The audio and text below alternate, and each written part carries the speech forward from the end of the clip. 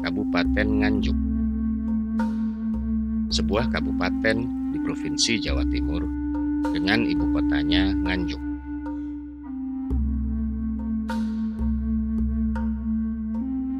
Nama Nganjuk dikaitkan dengan Anjuk Ladang, sebuah nama tempat yang disebutkan dalam prasasti Anjuk Ladang. Prasasti Anjuk Ladang yang sekarang tersimpan di Museum Nasional Jakarta adalah sebuah prasasti batu dikeluarkan oleh Raja Sri Isyana atau Pusindok dari Kerajaan Medang pada 10 April 937 Masehi. Raja Pusindok telah memerintahkan agar tanah sawah Kakatikan di Anjuk Ladang dijadikan sima dan dipersembahkan kepada Batara di Sang Hyang Prasada Kabaktian di Srijaya Merta Dharma dari Samgat Anjuk Ladang. Dalam prasasti ada tertulis, di tempat ini agar menjadi tempat didirikannya bangunan suci sebagai pengganti Tugu Kemenangan pertama kali, menandai saat ia mengalahkan musuhnya. Kemungkinan besar bangunan suci yang disebutkan dalam prasasti adalah bangunan Candi Lor yang terbuat dari bata yang terletak di desa Candi Rejo. Candi Lor atau lebih tepatnya reruntuhan Candi Lor, tempat ditemukannya prasasti Anjuk Ladang, merupakan bangunan candi yang terbuat dari bata merah. Candi Lor terletak di desa Candi Rejo, Kecamatan Loceret, Kabupaten Nganjuk, 4 km di selatan kota Nganjuk. Luas bagian bawah sekitar 12 kali 12 meter dan tinggi sekitar 9 meter. Sebatang pohon kepuh berdiri kokoh, seolah memegang erat tubuh candi, melindungi dari kehancuran. Dari sisa-sisa reruntuhan yang ada, diperkirakan Candi Lor menghadap ke barat. Sungguh menarik, bangunan yang nyaris tak berbentuk ini adalah cikal bakal berdirinya Nganjuk. Berjalan 12 km ke selatan dari Candi Lor, terlihat megahnya Candi Ngetos. Berdiri di tepi jalan raya antara Ngetos menuju Mucir.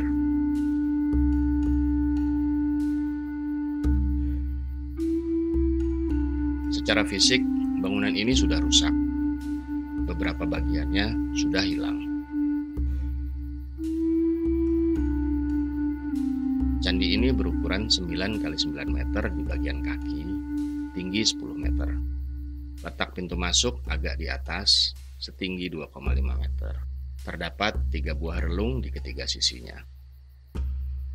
Satu yang menarik, di atas relung sisi selatan terlihat motif kepala kala yang amat besar, berukuran tinggi 2 kali 1,8 meter. Mata melotot menakutkan, menggambarkan kewibawaan. Diperkirakan Candi Ngetos dibangun abad 15. Candi ini diduga sebagai tempat pendarmaan Raja Hayam Wuruk, Raja Majapahit terbesar. Candi Banjarsari, candi yang sebagian tubuhnya masih di dalam tanah, berada di desa Banjarsari, Kecamatan Meronggot, 20 km tenggara Nganjuk. Candi Banjarsari ini memang ditemukan sesuai dengan nama dukuhnya, Banjarsari, dan juga desa Banjarsari. Candi ini tidak terlalu besar, hanya berukuran antara 2 meter, sekitar 2 meter untuk panjangnya, dan lebarnya belum diketahui karena masih masuk ke dalam tanah di sana. Yang ada itu hanya sekitar 1 meter seperempat gitu, 1 meter 25 cm, dan tingginya juga karena ini hanya ditemukan adalah bagian badannya dengan 3 relung. Candi ini ditemukan pada tanggal 21 Januari tahun 2016. Tepatnya adalah sebagai dari kegiatan penggalian yang dilaksanakan oleh masyarakat, karena memang masyarakat di desa Banjarsari kebanyakan adalah masyarakat yang menjual lahannya untuk tanah uruk. Saya jual tanah uruk, dibeli sama itu Avandi sama Mahsa, yang satu Saifuddin yang menemukan candi ini. Jadi dia menggali tanah untuk tanah uruk, batu bata,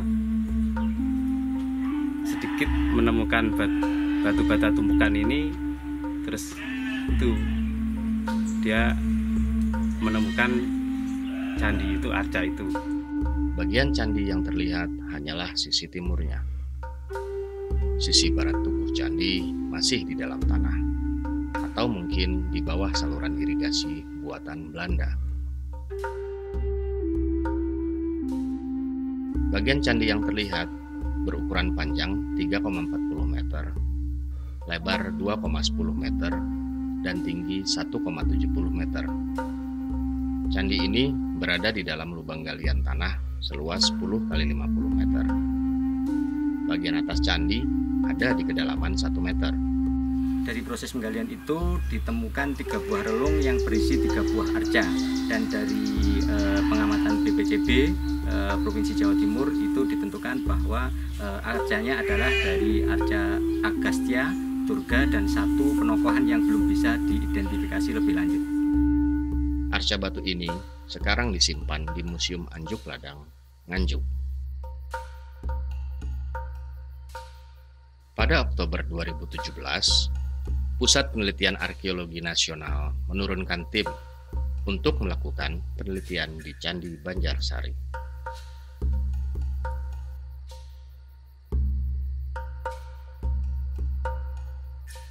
Tujuan dari dilakukan ekskavasi di situs Candi Banjarsari ini adalah untuk menampilkan profil dari kaki candi yang sebelumnya bagian atas dari candi tersebut sudah digali oleh masyarakat, dan kita menggali secara sistematis untuk mendapatkan karakteristik dari sifat bangunan Candi Banjarsari ini.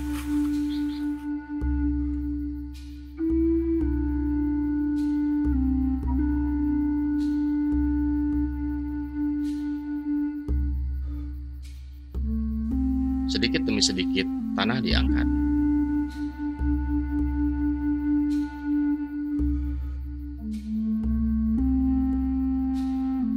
Satu demi satu, pecahan keramik dan gerabah dikumpulkan, dicuci, dan dibersihkan.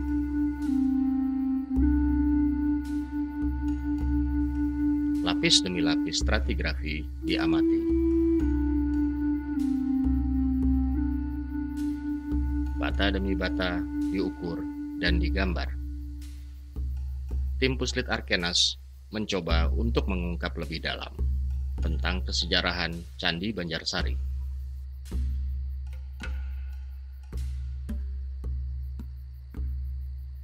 Sekitar 2 km di selatan Candi Banjarsari, di Dusun Sonopinggir, Desa Juwet, Kecamatan Ngronggot, terlihat bata-bata berwarna putih tersusun membentuk struktur bangunan. Candi Sonopinggir, demikian masyarakat menyebut.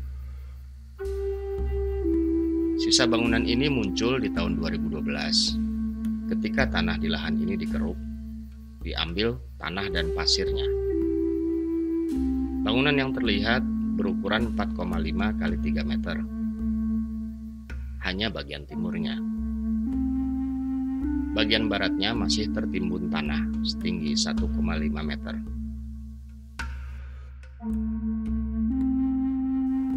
Di musim penghujan, Candi Sonopinggir menjadi tempat memancing. Pemancingan Sonopinggir.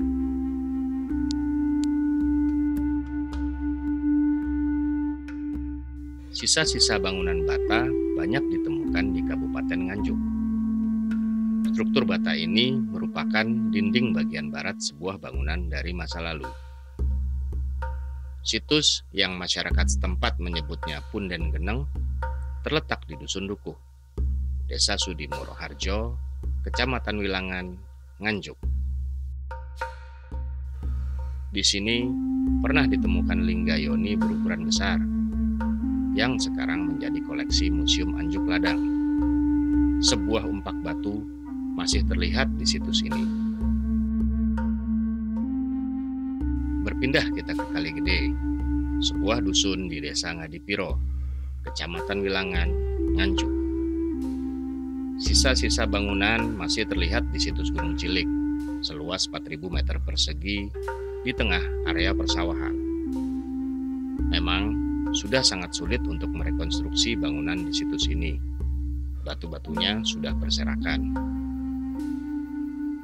Berseraknya batu dan bata juga banyak terlihat di situs Awar-Awar, 10 km sebelah barat laut Kota Nganjuk.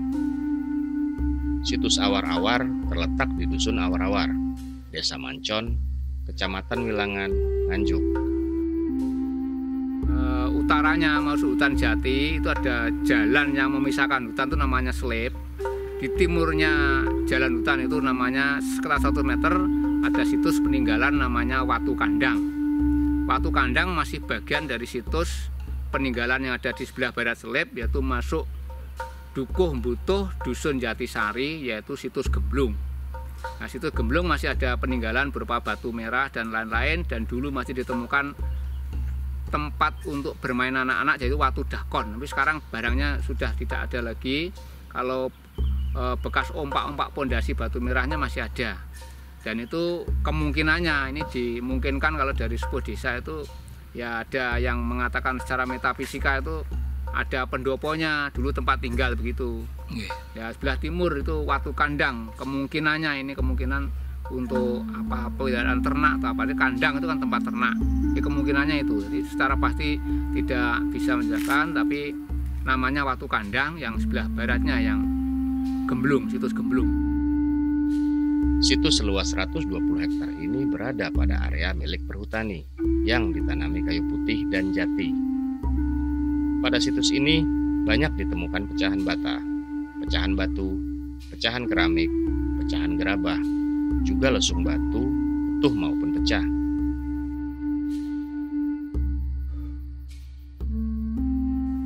Masih di hutan jati, sekitar 10 km di barat Kota Nganjuk,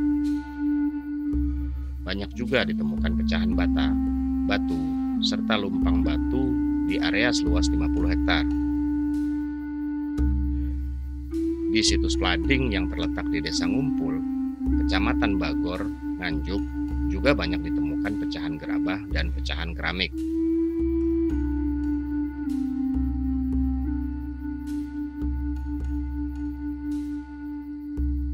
Penelitian arkeologi di Nganjuk tahun 2017 ini telah mengumpulkan banyak data. Pecahan keramik, gerabah, uang kepeng, dan berbagai artefak diamati, dicatat, digambar, dan difoto untuk kemudian diolah. Pengumpulan data melalui survei dilakukan untuk mengetahui tinggalan-tinggalan arkeologi secara horizontal. Sementara itu, pengumpulan data melalui ekskavasi yang dilakukan secara sistematis adalah untuk mengetahui tinggalan-tinggalan arkeologi dalam suatu area secara vertikal. Tahap selanjutnya adalah pengolahan atau analisis data yang akan dilakukan di Jakarta. Sebagai ucapan terima kasih kepada masyarakat sekitar situs yang diteliti adalah melakukan sosialisasi kepada masyarakat setempat, memberitahu apa-apa saja yang sudah dilakukan selama penelitian. Sosialisasi hasil penelitian arkeologi itu untuk mengajak semua pihak ikut berperan menyelamatkan benda arkeologi sebelum terlambat.